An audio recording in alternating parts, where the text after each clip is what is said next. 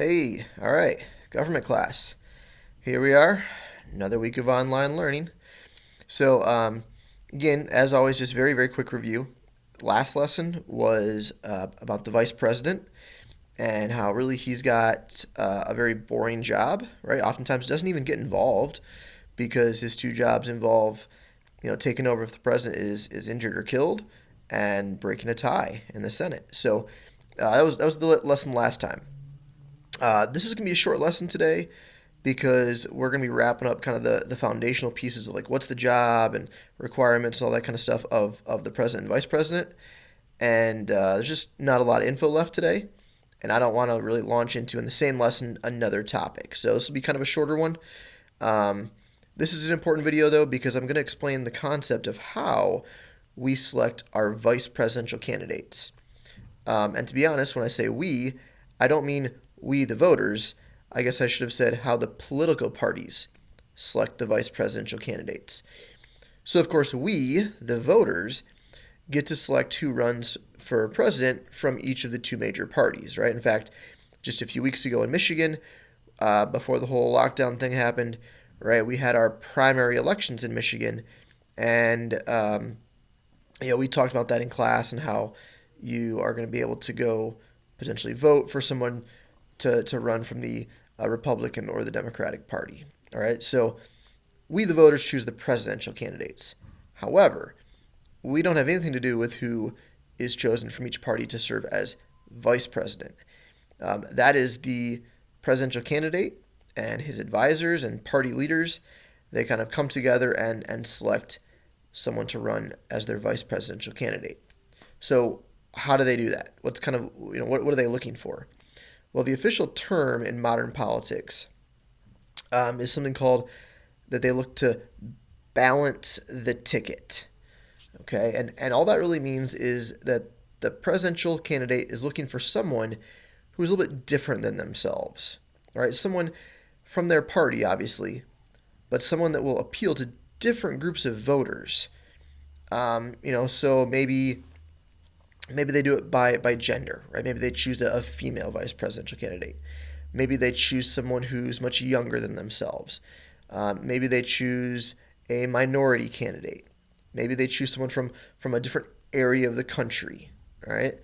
Now, let me give you kind of the history to this. So, 150 years ago, 175 years ago, when America only allowed men to vote and only whites to vote and property owners, you didn't need to do this. Okay, I mean, you could easily get away with, and you would always have, for the most part. Okay, to be honest, you'd have two rich old white dudes as your president and vice presidential candidate. But today, now that America is much more diverse and we're more inclusive of who can vote, you can't really have any more two rich old white dudes as your two candidates. Okay. Now, some of you that are big in politics might be thinking, well, wait a minute. President Trump, Vice Presidential Mike Pence, like those are pretty much two rich old white dudes. Yes, but it worked because Trump had a major issue as he was running, and that was that a lot of hardcore Republicans doubted whether he was really truly a Republican. And so he actually chose Mike Pence for a very specific reason to help him balance the ticket. And that was because Mike Pence was viewed as a true, absolute insider Republican.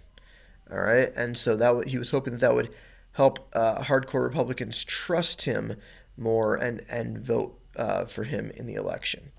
But other recent candidates have done it differently, right? Like President Obama had an older white man, Joe Biden, as his vice presidential candidate. Hillary Clinton, when she ran, she had a younger white man as her vice presidential candidate, Tim Kaine.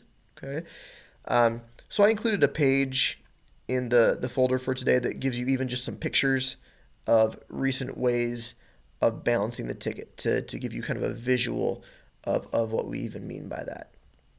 So here's your assignment then for today, right? It's short, it's easy. You are going to create a balanced ticket.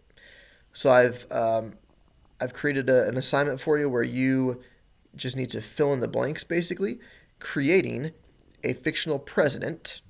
Okay, and again, be creative, have fun, be school appropriate though. Okay, um, and anyways, you're going to create a fictional president, and then on the back side of the handout, you're going to then create a fictional vice president.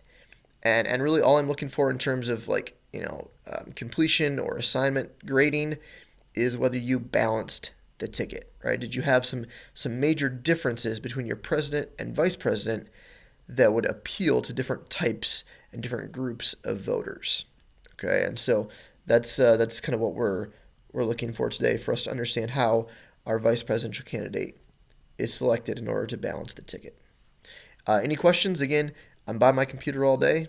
Email, text, all right?